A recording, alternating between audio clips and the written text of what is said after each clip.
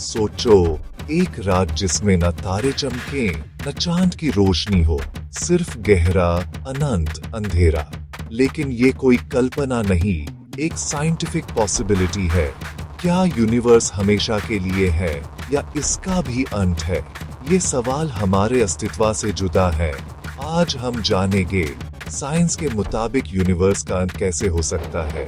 हमने हमेशा सोचा आसमान, तारे, गैलेक्सीज ये सब सदैव रहेंगे, पर साइंस कहता है हर शुरुआत का अंत निश्चित है। यूनिवर्स भी इस नियम से अलग नहीं, इसकी भी एक शुरुआत थी और एक दिन इसका अंत होगा। लेकिन वो अंत कैसा होगा? सब कुछ पल में खत्म या धीरे धीरे अंधेरे में खो जाएगा? आज हम फिक्शन नहीं, ठोस विज्ञान की बात करेंगे। मैं आपको सिंपल हिंदी में यूनिवर्स के पॉसिबल अंजाम समझाऊंगा। तैयार हो जाइए कॉस्मिक मिस्ट्री को डिकोड करने के लिए। हमारी क्यूरियोसिटी ही हमें यूनिवर्स के अंत तक ले जाती है। तो चलिए शुरू करते हैं ये सफर। यूनिवर्स के अंत को समझने से पहले उसकी शुरुआत द बिग बैंग को समझना जरूरी है। 3.8 बिलियन साल पहले सब कुछ एक बिंदु में था, छोटा, गर्म और घना।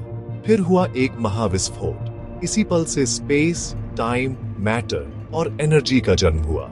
कॉस्मिक माइक्रोवेव बैकग्राउंड रेडिएशन उस विस्फोट की गूंज है।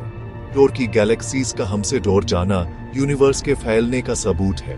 पहले एटम्स के न्यूक्लियस बने, लाखों साल बाद पहले तारे चमके। सुपरनोवाए ने एलिमेंट्स जैसे आयरन, गोल्ड, ऑक्सीजन स्पेस में फैला दिए। यही एलिमेंट्स प्लैनेट्स, एस्टेरॉइड्स और इंसान बनाने में काम आए।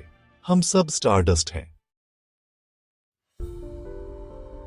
बिग बैंग के बाद से यूनिवर्स लगातार फैल रहा है, जैसे बलून फूलता है। हर गैलेक्सी दूसरी से दूर जा रही है। साइंटिस्ट्स सोचते थे ग्रेविटी इस एक्सपेंशन को धीरे करेगी, पर 1998 में पता चला एक्सपेंशन तेजी से हो रही है। कोई मिस्टीरियस फोर्स, जिसे डार्क एनर्जी कहते हैं, यूनिवर्स को और तेजी से फैला रही है। डार्क एनर्जी, हम इसे देख नहीं सकते, सिर्फ इसका असर देख सकते हैं। यूनिवर्स का 68% डार्क एनर्जी है, 27% डार्क मैटर, सिर्फ 5% वो मैटर जो हम देख सकते हैं। हम यूनिवर्स के 95% हिस्सों को समझ नहीं पाए हैं।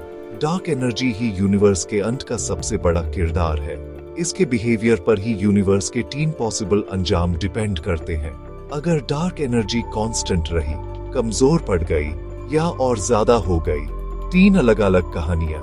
एक में यूनिवर्स जम जाएगा, एक में सिकुड़ जाएगा, एक में फट जाएगा। आइए इन तीनों पॉसिबिलिटीज को समझते हैं। पहला, the big freeze. The big freeze. अगर डार्क एनर्जी कांस्टेंट रही, यूनिवर्स हमेशा फैलता रहेगा। गैलेक्सीज एक दूसरे से इतनी दूर हो जाएंगी कि एक दिन दिखना भी नामुमकिन हो जाएगा। हर गैलेक्सी अपने आप में एक आइलैंड बन जाएगी, चारों तरफ अंधेरा। गैलेक्सीज के अंदर गैस खत्म हो जाएगी, नए तारे बनना बैंड हो जाएंगे। पुराने तारे एक एक करके मर जाएंगे। कुछ व्हाइट ड्वार्फ, कुछ न्यूट्रॉन स्टार, कुछ ब्लैक होल बन जाएंगे। ट्रिलियंस ऑफ ईयर्स बाद आखिरी तारा भी बुझ जाएगा। यूनिवर्स एक ठंडा अंधेरा समुंदर बन जाएगा। सिर्फ मरे हुए तारों के अवशेष, white dwarfs, neutron stars, black holes बचेंगे। हॉकिंग की थ्योरी के मुताबिक ब्लैक होल्स भी धीरे धीरे इवेपोरेट हो जाएंगे। जब आखिरी ब्लैक होल भी खत्म हो जाएगा, सिर्फ सबएटॉमिक पार्टिकल्स और हल्की एनर्जी बचेगी।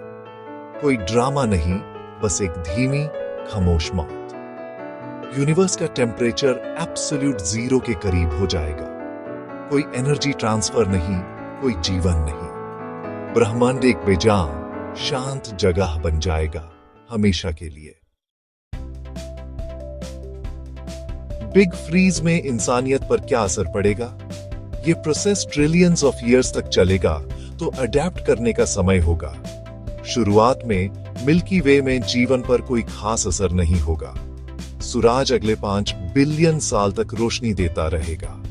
इंसानियत को टेक्नोलॉजी में इतनी तरक्की करनी होगी कि हम दूसरे तारों तक पहुंच सकें। एनर्जी बड़ी समस्या बन जाएगी, नए सोर्सेज ढूंढने होंगे। शायद हम व्हाइट ड्वार्फ्स, न्यूट्रॉन स्टार्स या ब्लैक होल्स से एनर्जी निकलना सीख लें। सिविलाइजेशंस को बुझते तारों के पास रहना होगा, उनकी आखिरी गर्माहट इस्तेमाल करनी होगी। हो सकता है हम बायोलॉजिकल न रहकर डिजिटल कॉन्शियसनेस बन जाएं, सुपर कंप्यूटर्स में अपना दिमाग अपलोड कर दें। लेकिन जब आखिरी तारा बुझ जाएगा, एनर्जी खत्म हो जाएगी, कोई भी जीवा बायोलॉजिकल या डिजिटल संभव नहीं होगा। सब कुछ रुक जाएगा, इंसानियत की यात्रा भी। हमारी उपलब्धियां, ज्ञान, कला, सब कुछ इस खामोशी में खो जाएगा। ये है बिग फ्रीज का सच। दूसरी पॉसिबिलिटी, द बिग क्रंच। अगर यूनिवर्स की डेंसिटी ज्यादा हुई या डार्क एनर्जी कमजोर पड़ गई तो ग्रेविटी जीत जाएगी। यूनिवर्स का एक्सपेंशन रुक जाएगा, फिर सिकुड़ना शुरू हो जाएगा। गैलेक्सीज एक दूसरे की तरफ आएंगी, टकराएंगी, यूनिवर्स छोटा और गर्म होता जाएगा। रात का आसमान रोशन हो जाएगा, हर तरफ गैलेक्सीज मिलती दिखेंगी। टेम्परेचर बढ़ता जाएगा, प्लैनेट्स आग के गोले बन जाएंगे, तारे पिघलने लगेंगे। जीवन का कोई रूप जिंदा नहीं रह सकता। अंतिम पलों में एटम्स भी टूट जाएंगे, सब कुछ फंडामेंटल पार्टिकल्स में बदल जाएगा। यूनिवर्स वापस एक बिंदु में सिमट जाएगा जहां से शुरुआत हुई थी। कुछ साइंटिस्ट्स कहते हैं शायद एक और बिग बैंग हो, द बिग बाउंस। यूनिवर्स बार बार बनता और मिटता है, एक अनंत साइकिल। लेकिन बिग क्रंच एक तेज दर्दनाक अंत है, इंसानियत का बचना मुश्किल। तीसरी और सबसे भयावह थ्योरी, द बिग रिप। अगर डार्क एनर्जी की ताकत समय के साथ बढ़ती गई तो एक्सपेंशन अनकंट्रोलेबल हो जाएगा। फैंटम एनर्जी यूनिवर्स को चीर देगी। शुरुआत में गैलेक्सीज दूर जाएंगी, फिर डार्क एनर्जी की ताकत लोकल लेवल पर भी दिखने लगेगी। गैलेक्सीज फटने लगेंगे, तारे सोलर सिस्टम से अलग हो जाएंगे, मिल्की वे भी टूट जाएगी, आसमान में सिर्फ तारों के टुकड़े दिखेंगे। कुछ महीने पहले सोलर सिस्टम्स टूटने लगेंगे, प्लैनेट्स अपने तारों से अलग हो जाएंगे, धरती भी सूरज से अलग हो जाएगी।